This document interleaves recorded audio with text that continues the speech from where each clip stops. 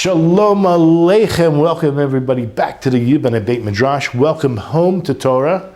A very warm welcome on this autumn night, right? It's not yet winter, but Baruch Hashem, we've had rain here in Eretz Yisrael. We are dealing with the Yakar in Parshat Vayeira. Now, just for those who are coming on for the first time, in the description box below, you can access these Hebrew sheets. Okay, and I suggest that you try to learn Hebrew, follow along, and if you really want to join us live, like we have a live audience, a live Beit Midrash with a handful of people, as well as the hundreds who are watching once we're uploaded. So you can email me and I'll send you the English source sheets as well. The Yakar deals with the most fundamental issues in Judaism, and I think he has a very unique perspective within Chazal. It's within the framework of Chazal. Now we have the first verse is in chapter 18, verse 4 of Genesis. And he meets up, right? He's really interested in doing Chesed. He's interested in doing Haknasas Orchim. He's sitting by the entrance of the tent in the middle of the desert, and he's looking for somebody, for some people to help, and he finds, right, comes across these three, we'll call them strangers for the time being. Really, they are angels. We don't need to know that at the moment. But he says in verse 4, please let a little water be taken. Yukach na me'at mayim. The word yukach means what? Shall be taken. It means he's not asking, he's not taking it himself, number one. It shall be taken. This is key to tonight's class. Understanding yukach, it's like third person. Someone's taking it, and he's asking that it be taken, but he himself is not taking.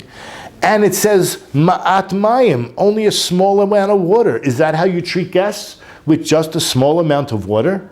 Well, there's an important lesson, right? That we should, what tzaddikim do? They talk little and they provide a lot, right? As opposed to those other people who are not righteous, who speak a lot and do little. Okay, so he asked for a little bit of water should be taken. V'rachatzu ragleihem, so their feet should be washed. And then the next part of the verse is going to be key in our discussion. V'hi sha'onu tachas ha'etz, in order that they should recline under the tree. I do understand that a tree has a lot of shade, and in order to recline or to relax or to gather your senses after traveling through the desert, it's good to relax and to recline. But what does it mean, tachas ha'etz? Why under the tree? Usually the word hishi'anu is not just to recline, it's like to lean against the tree. And the Yakar is going to point that out and explain why it says under the tree. Now, before we even go further, let's just see Rashi, because the Yakar will quote the Rashi. It says there that he thought they were Arabs who prostrate themselves to the dust of their feet. And what does it say next? He was strict not to allow any idolatry into his house. Now just compare that to Lot. See, in the Hebrew, the Rashi says,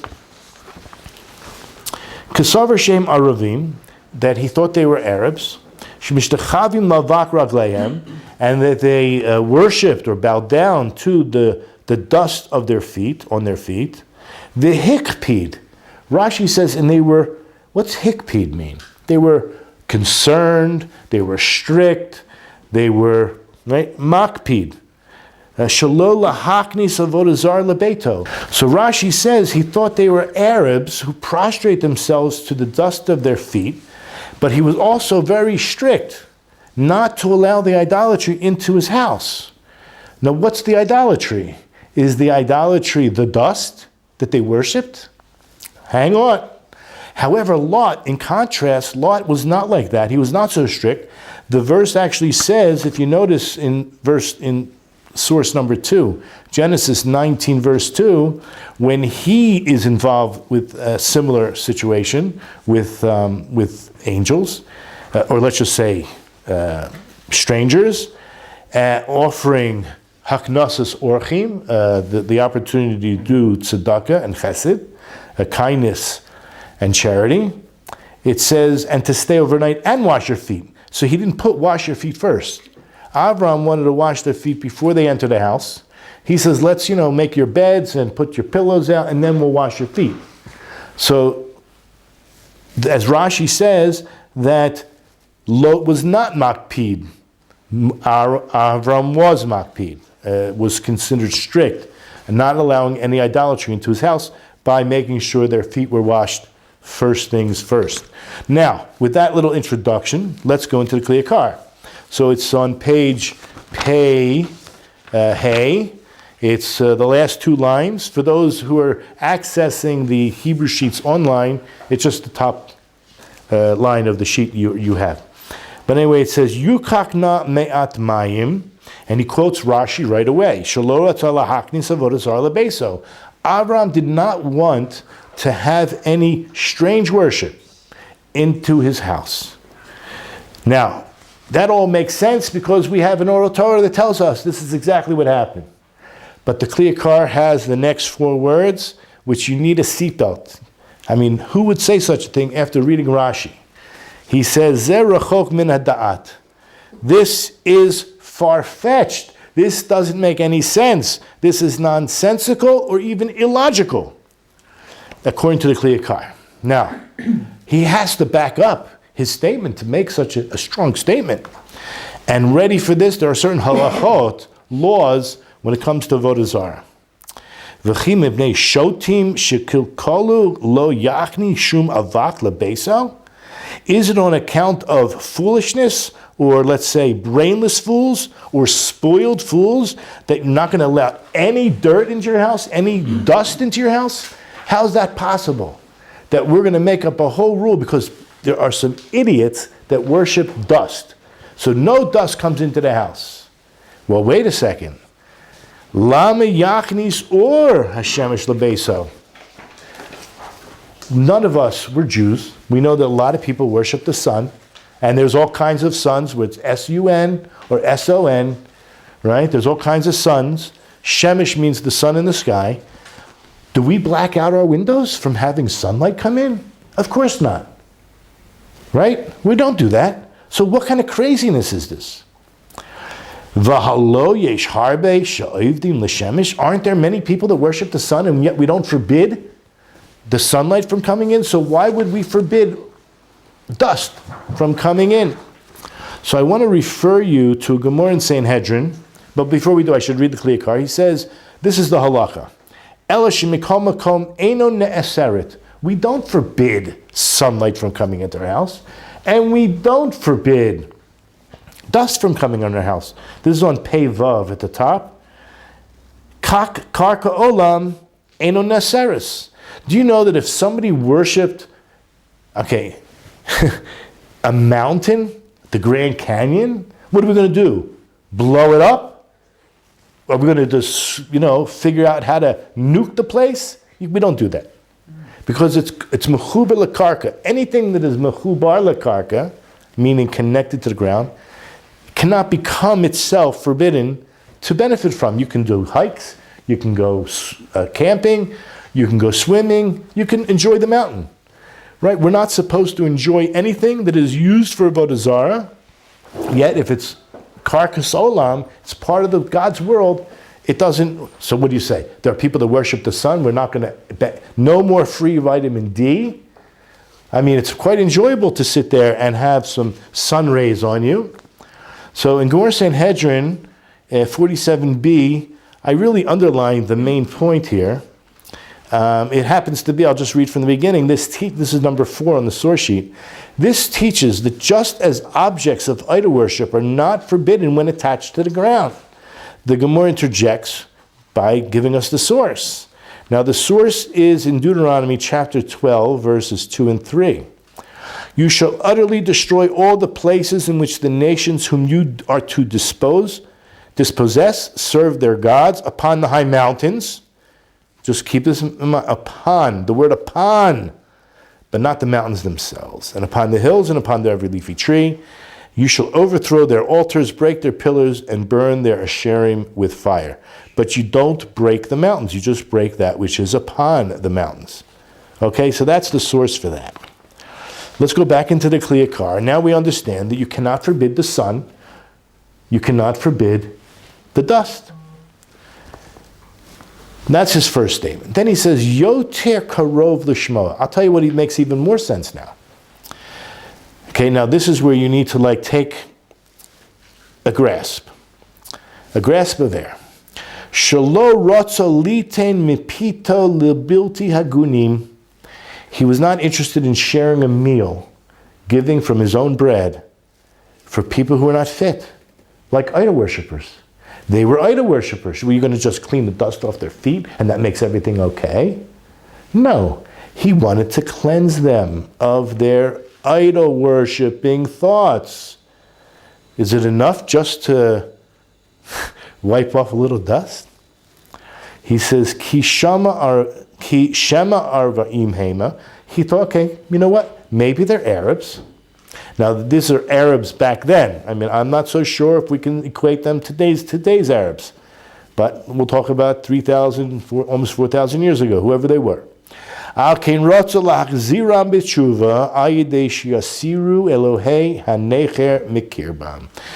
goal was that he wanted to help them return in repentance by the removal of their false gods, of their foreign gods that are within them. Bikirba means within them. Again, just wiping off a little bit of idol worship dust is not really going to change the world. However, I do want to make a quote. There is a famous verse. We should all know it. I think it's in, I don't know if I got it on here. Did I? I don't know if I have it on here. The idea, I can't believe I forgot it. Anyway, there's a verse that says, it's number 3 on the source sheet, and it's a perfect place. And number 3, it's Psalms 34:15.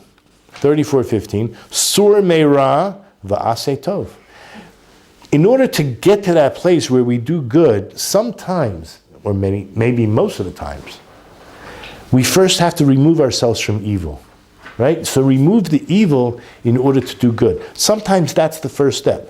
Take an alcoholic or a drug addict. They want to be on the way to recovery, but the first step may be stopping. Right? We know that by tshuva. We have a whole list.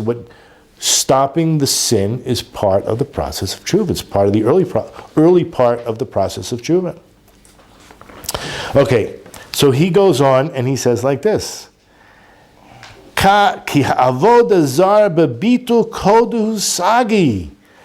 order to get rid of avodah zarah, you only need to chop up a little bit of it. You need to just get rid of a little bit of it. A little bit of it is already a beginning. Now, I have a Gemara here it's number 5, avodah zarah 54b, as well as number 6, avodah zarah 53a. I think we'll read number 6 first, just to understand how it works.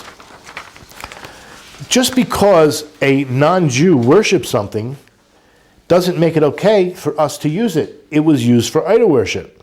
So in order to negate that tumah, something has to happen, right? Obviously, if you crushed it up and made it into a powder and burnt it, that would be the best. But the Gemara says, the Mishnah says, how does a Gentile revoke the status of an object of idol worship if he cut off the tip of its ear, or the tip of its nose, or its fingertip, or he crushed it, even though he didn't remove any part of it? In all these cases, he thereby revoked the status of idol worship. Oh, it's not so simple. What if he spat or urinated on it, or dragged it on the ground, threw excrement at it? The idol's not revoked because that could only be temporary. Whatever, even though it's small, it has to be.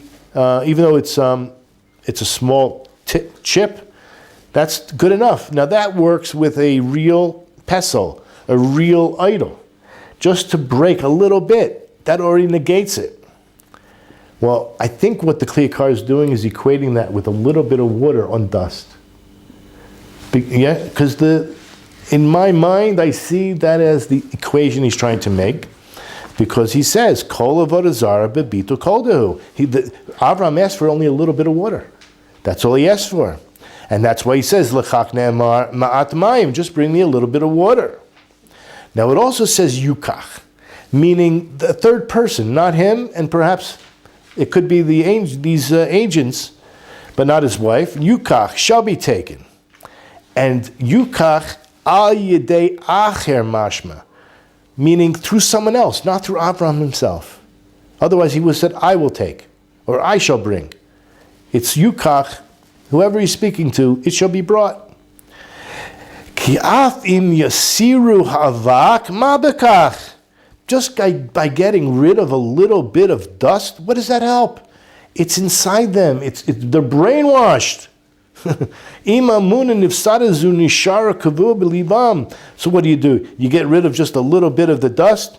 Their crazy ideas, their whole idol worshipping ideas is kavua belibam. It is well established in their hearts. It's a process to get out of it, and we deal with a lot of people who are bali tshuva, people who are converts, people who are bnei Noach, left the church, anybody who was lost but now found understands it's a process. V'taharat halevu davar she'ein biyado shel Avram. Avram doesn't have the ability to make this person change. He can be a role model, he can be an example, he can be a Kiddush Hashem, he can give them the information, but it's a decision that each person has to make on their own. It's something that is not within the ability of Avram to do. That's why he's asking the water shall be brought by the person themselves, basically. Al ken yukach ma'at mayim tohurim letaher halavavos. Therefore, we're talking almost poetically, therefore water shall be brought, even a small amount of water shall be brought, in order that they should be sanctified themselves, their own hearts. Kidavar zeh masor lehem v'lo lo. This is only in their ability and not in Abraham's ability. So now the Yakar, the ad tzad haremez nemar nira lomar. From a deeper sense, some kind of a hint, that's what a remez is, it seems like one can say the following. We mentioned the words hishanu tachas ha'etz, which literally means to recline under the tree. And that's why it says such a thing. Ki havi leila meimar v'hishanu ba'etz. What would have made more sense, and we do speak like this, that people want to lean against the tree. It doesn't say to lean against the tree. He wanted them to rest under the tree. So now, put your seatbelts on. Elisharatza Loma, what he wanted to say, what he is saying, the essence of Avram's speech is based on Judges 9:15, just similar words. It's Ba'u Chasu B'Tzel Shaddai. Come, he's telling these people, he thinks they're human beings, come and take shelter in God's shade, in God's refuge. Look in Judges 9:15, look at the Hebrew, Ba'u Chasu B'Tzili. Then come and take refuge in my shade. You understand, this is what Abraham wants them to take refuge in the shade of Hashem.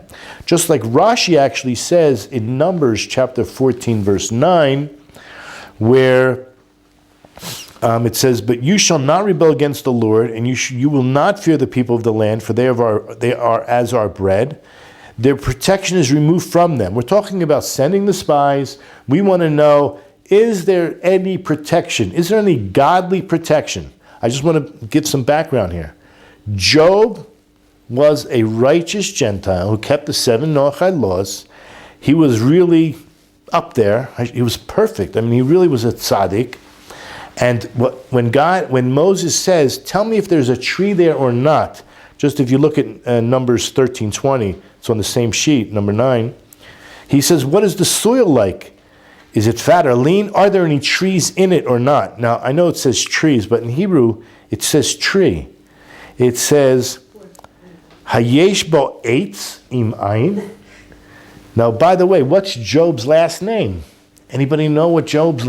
Well, it doesn't have a name, but he's from the land of Uz. Uz.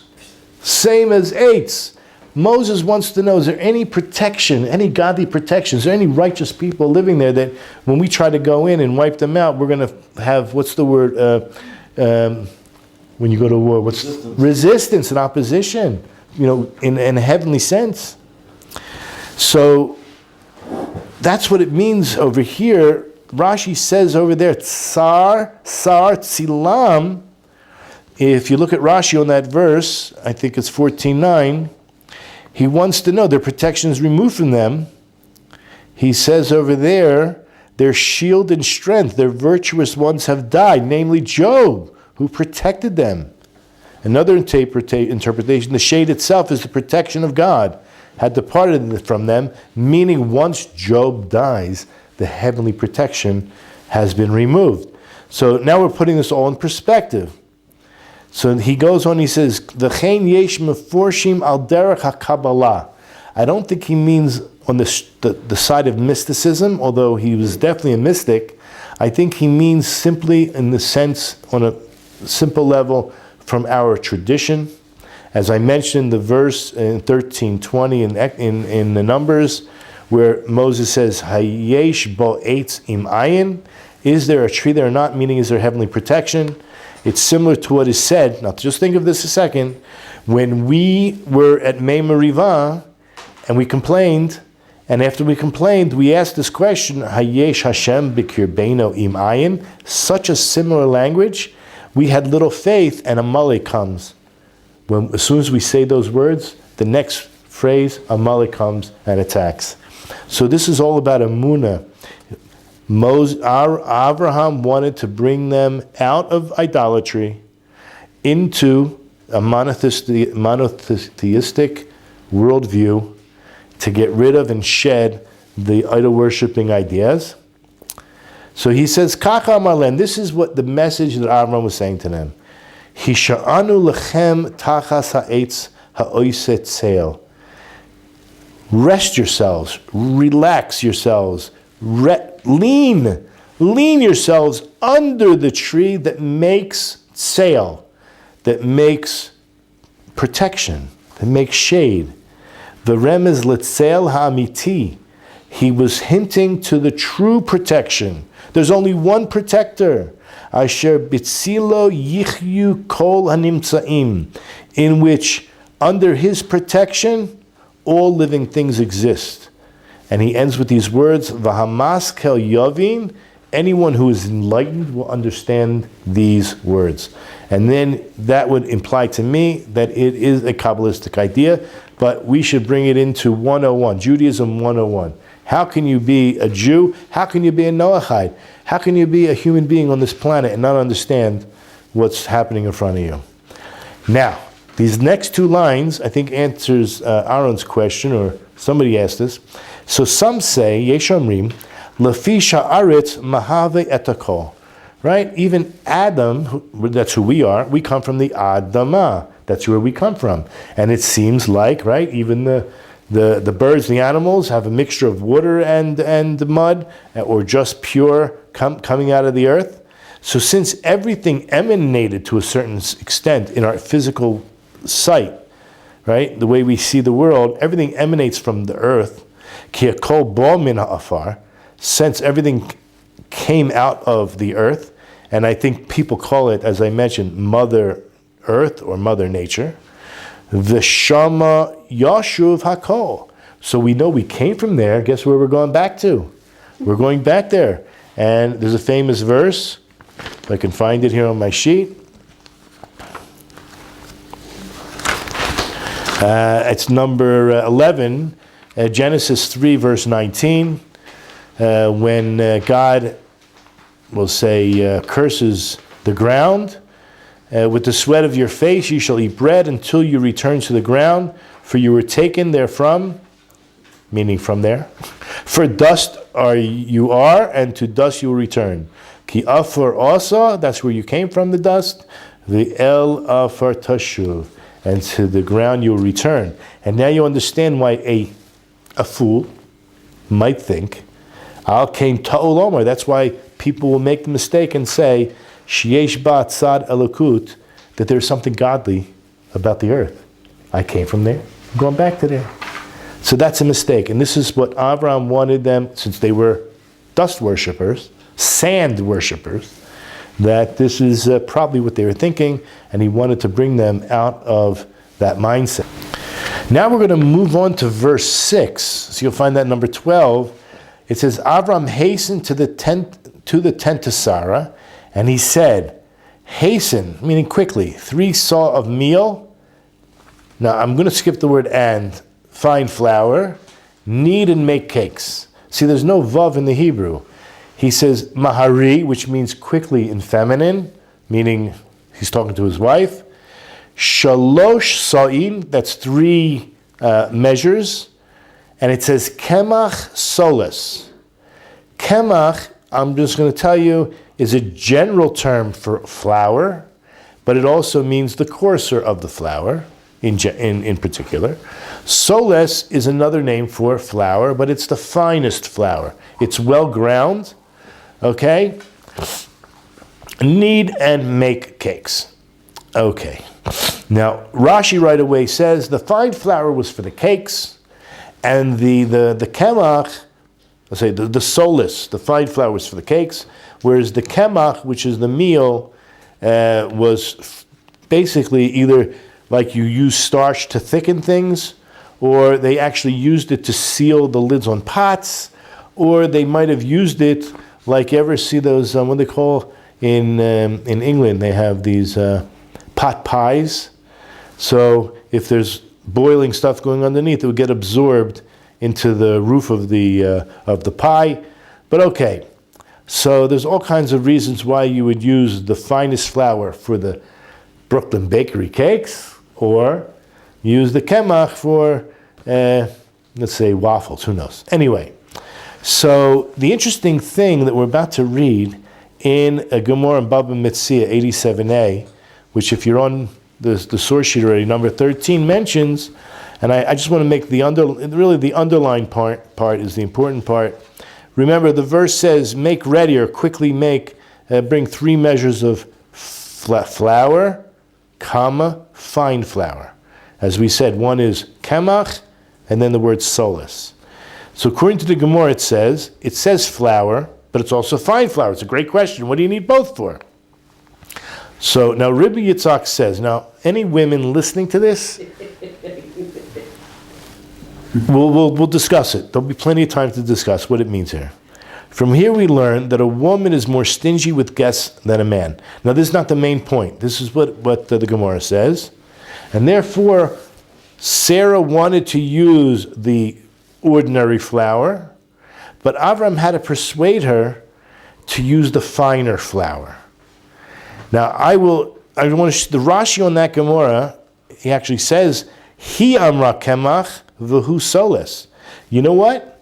Avram said, hey, bring the flour, bring the fine stuff, and she said, I'm going to bring the not so high quality flour. What's going on here? So it's like this. How do I explain it in a PC, emes, truthful way? I mentioned that women in general, in the old days, were vulnerable to attack the weaker of the 2 sexes, and there is a certain protection. Okay, so when a man marries a woman, he is the giver, he's the provider. He's saying, I'm providing you shelter, clothing, food, whatever it is you need, I'm taking responsibility. She has no responsibility in the contract. However, there is reciprocity. Reciprocity, is that a word? And so therefore, she to a certain extent is going to give him things. Now, when it comes to, let's say, a maskoret, right? The truth is, according to Jewish law, he's supposed to provide all these things. And if she's a little side job, and he's a mensch, he'll say, you can keep the money you make. But according to the halacha, that she's going to give him the money she makes.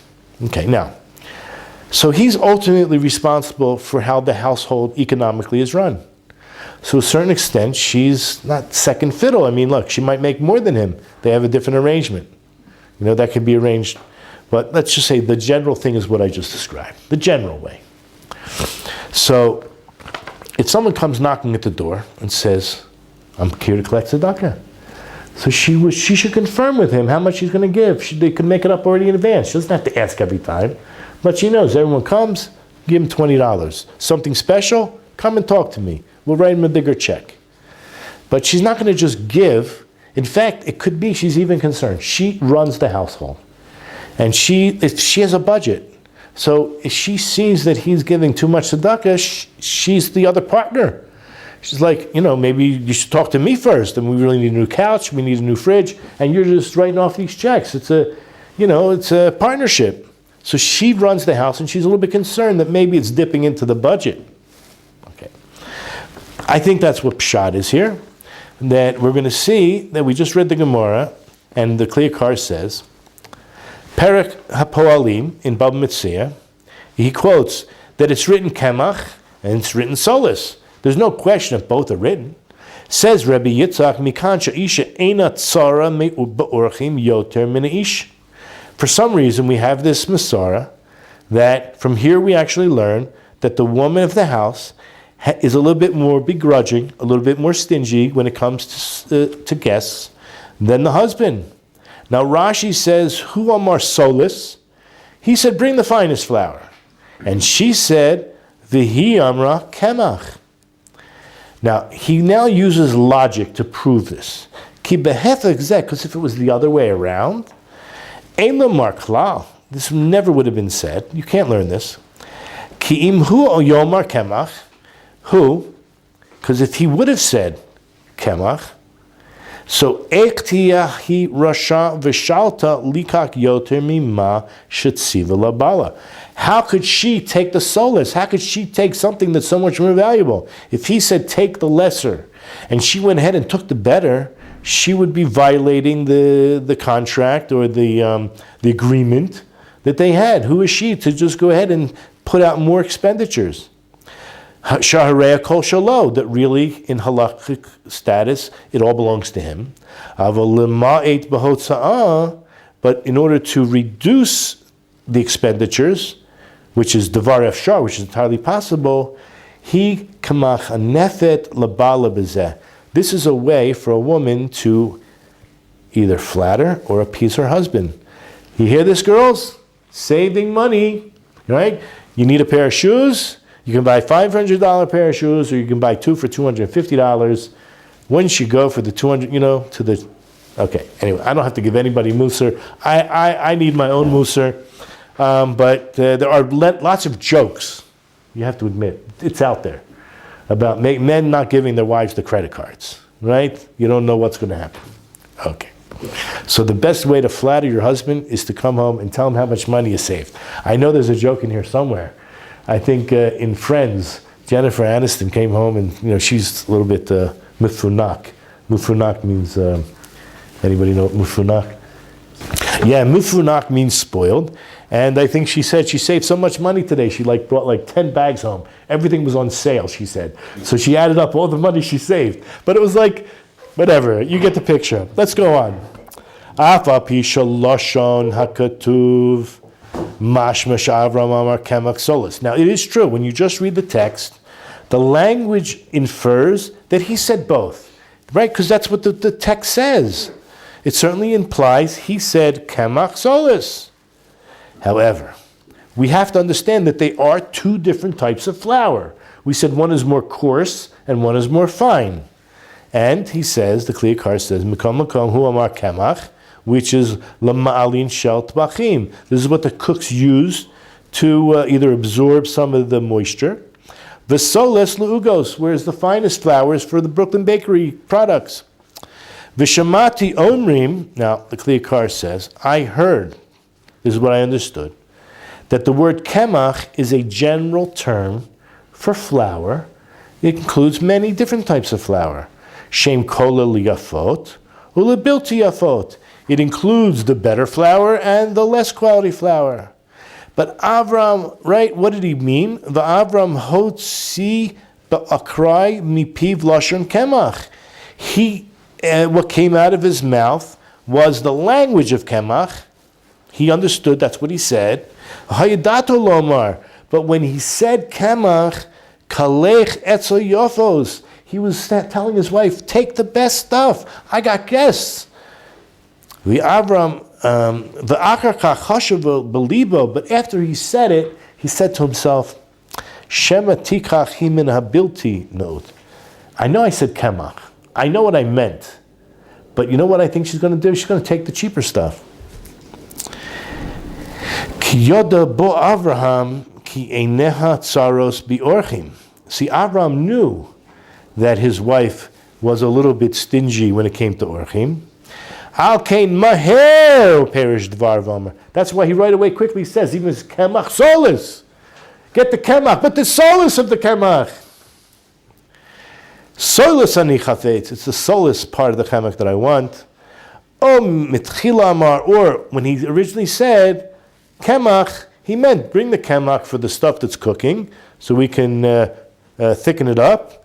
V'hoyore pentika kemach gan leugos. But he was afraid that she would take kemach also for the cakes.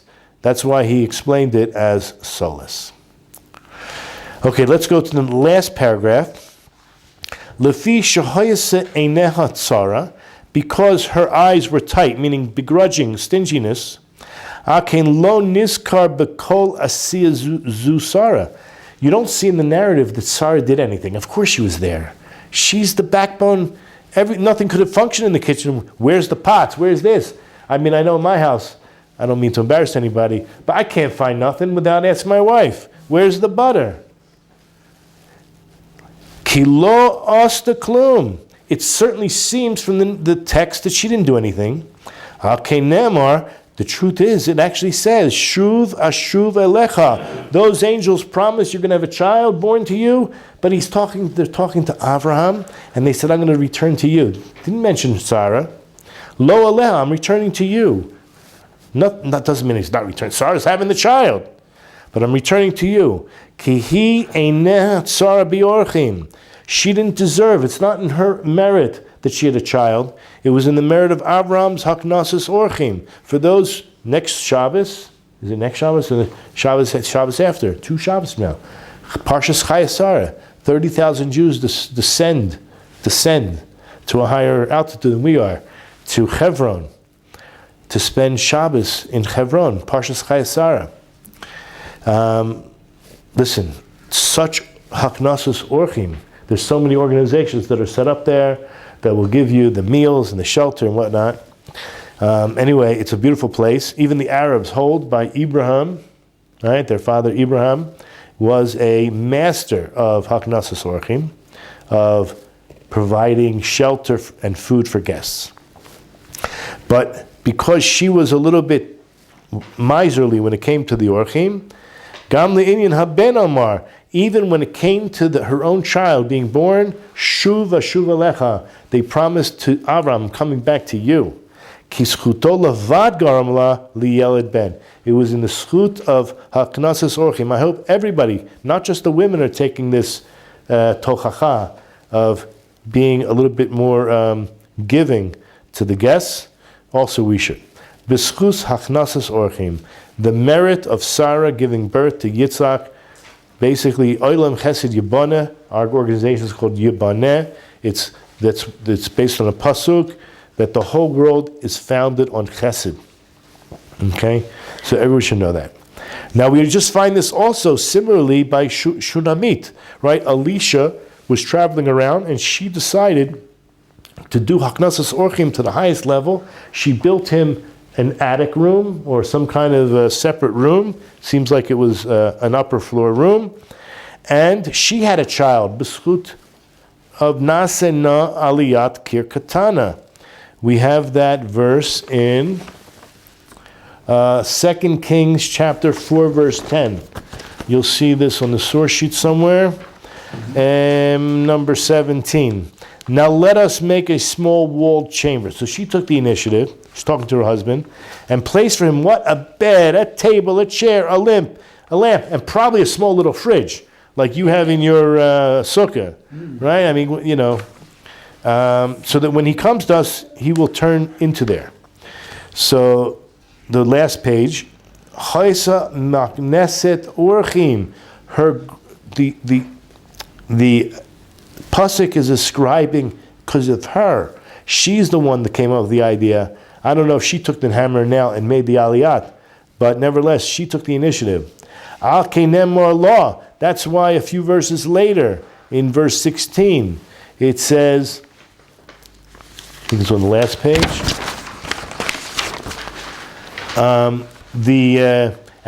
Elisha says, at this time next year, when you will be alive like now, you will be embracing a son. He promised her a son. That the merit of having a son was put on her. See, she knew, she took the lesson. She knew to be as giving and open with the resources as possible. She learned the lesson. She was perfect. You couldn't get better than that. Who does such a thing? Put a addition on your house so when the prophet comes by, he'll have a place, right? And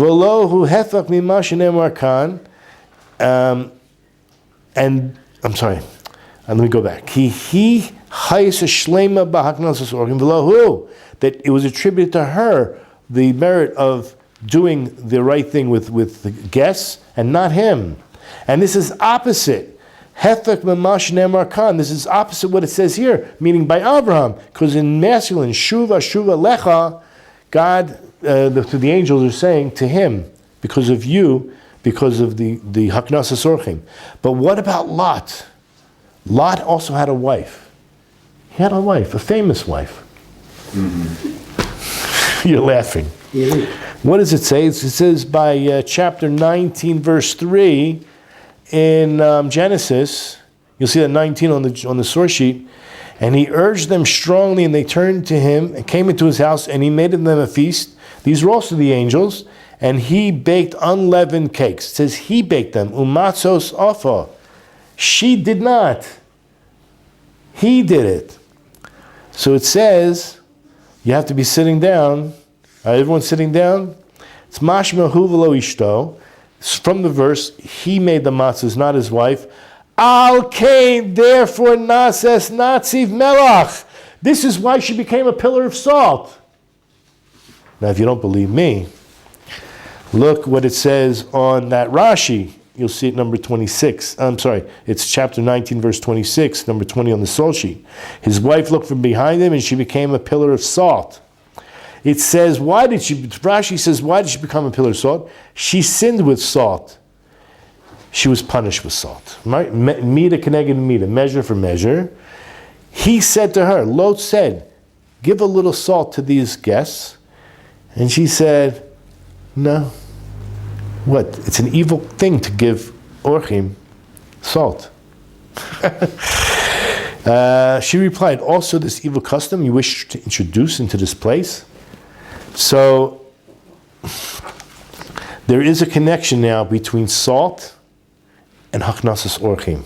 Not only by her, but wait till you hear this. Maybe let me try to explain it. If people have money sitting in their bank account, accruing interest, right? Mm-hmm. It's salting. You're salting it. It's preserving the money. It's like salt. But when you give your money away, you're earning. You're really earning. Heavenly reward. There's a Gemara in Kesubis. It's a very sad Gemara. It's about after the destruction of the temple. I kind of want to just go through it real quick. But Nakdimin Ben Gurion, he had a daughter. This Rabbi Yochanan Ben Zakkai was riding on a donkey, and he saw her. She was, it was horrible, right? We're talking about, she was one of the richest women at one time. She was taking used barley. When I say used, I mean eaten barley out of the dung of donkeys in Jerusalem that had been, these donkeys were owned by Arabs. She was so poor that she subsisted on the undigested barley within the dung. When he saw her, and she wrapped herself in her hair, she really had no clothes on, all she had was her hair. So she said to him, my teacher sustained me. She needed food. He didn't even recognize her. So he said to her, who are you? She told him that she was the daughter of Nakdimon ben Gurion, and he said to her, my daughter, the money of your father's household, where did it go? We're talking about the richest man. There were the three of the richest men in Yerushalayim. They could have, between the three of them, kept Jerusalem, I think, for 20 plus years, fed, heated, and with light. They had all the storage houses of oil and wood and food. So he asked her, how did you become so poor? She said to him, my teacher, is it not that they say such a proverb in Jerusalem?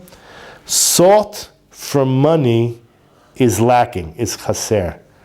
Meaning, there is nothing with which to preserve it and prevent it from being lost.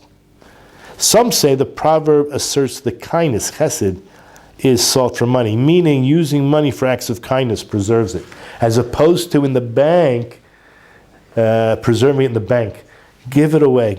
Obviously, to help maintain your own level of, lifestyle. But this is today's lesson. What do we learn a lot. We learn a tremendous amount of fundamental principles. Number one, we meet people. Let's start with ourselves. But we meet people that are confused about emunus and Hashem. So, first of all, we can be good examples. We have to work on ourselves first. We could invite them for meals. In the old days, we used to say that a cholent could make someone from. Right? You invite someone for lunch. You just never know where it would go. Just to be a kiddush, a role model at your own table. But just in terms of chesed, find out what you can possibly do to help people. The whole world is built upon chesed, and you have no idea how far that goes in reaching real emunah in other people. We saw that, yes, it seems that women are a little bit more tight-fisted when it comes to working, but we see it's not true that all women are like that. We understand perhaps why, but still maybe the men should get together and let them women or have a discussion to try to let women know that it's okay to give a lot more than you're giving because it's so important to the world. And this last idea, just that putting it in the bank account is not really going to cure schut in Olam Haba. It's true that you may, and you probably should figure out ways to invest your money, but not all your money. Okay, just a third of it. Anyway, so we'll end there, and I want to wish everyone a great winter. I mean, for those who are in the southern hemisphere, a nice summer. But we're praying for rain, and in a few weeks you guys will also. I want to wish everyone a great Shabbos, and the information, just letting you know that for the next few weeks we will not be having class. I'm going to America next week, and I'll be there for a simcha. My niece is getting married, spending a lot of time with family, and we'll be back here, I believe, on the 8th of December. So until then, stay tuned, and we'll see you on the other side. Have a great life.